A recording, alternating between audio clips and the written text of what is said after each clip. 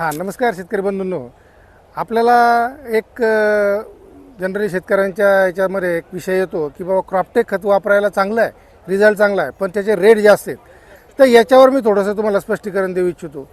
हे बघा, रेट कोणत्याही गोष्टीचा तेव्हा तुम्ही जास्त कधी म्हणता की ज्या वेळेस त्या खताला केलेल्या खर्चाच्यापेक्षा तुम्हाला उत्पादन जे आहे किंवा उत्पादनात मिळालेली वाढ कमी भेटत असेल आणि त्या खताचा आपटेक जर तुम्हाला कमी भेटत असेल तर ते खत महाग आहे. आता याच्यामध्ये जर तुम्ही पाहिलं की ह्या खताचा जो आपटेक आहे जवळजवळ 70% हे खत आपटेक होतं आणि नेहमीच्या खताचा आपटेक पाहिला तर 30%चा आपटेक होतो. मग 50 किलो खत देऊन जर 30% आपटेक होत असेल म्हणजे 15 किलो खताचा आपटेक होतो आहे आणि जर 40 किलो खत टाकून तुमचा जवळजवळ 70% म्हणजे 7×28 किलो आपटेक होतं आहे. म्हणजे याच्यातच तुम्हाला कळतं आहे की कमी देऊनसुद्धा जास्त आपटेक होतो आहे आणि शिवाय तुम्हाला तुमच्या एकूण एकराच्या खर्चाचा हिशोब लावला तर महाजनची खतं ही तुम्हाला तुमच्या जो काही एकराचा होणारा खर्च आहे त्याच्यापेक्षा निश्चित स्वरूपात कधीही तुम्हाला जास्त खर्च लागणार नाही, ह्याची गॅरंटी महाजन तुम्हाला देतं.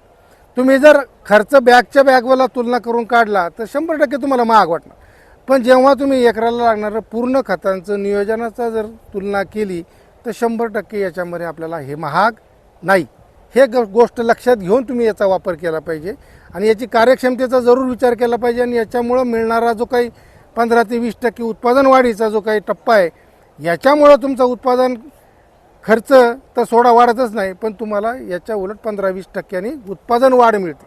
त्याच्यामुळं महाग हा विषय क्रॉपटेक खताच्या बाबतीत बिलकुल येत नाही, कारण त्याच्यामध्ये आपल्याला होणारे फायदे कितीतरी जादा आहेत.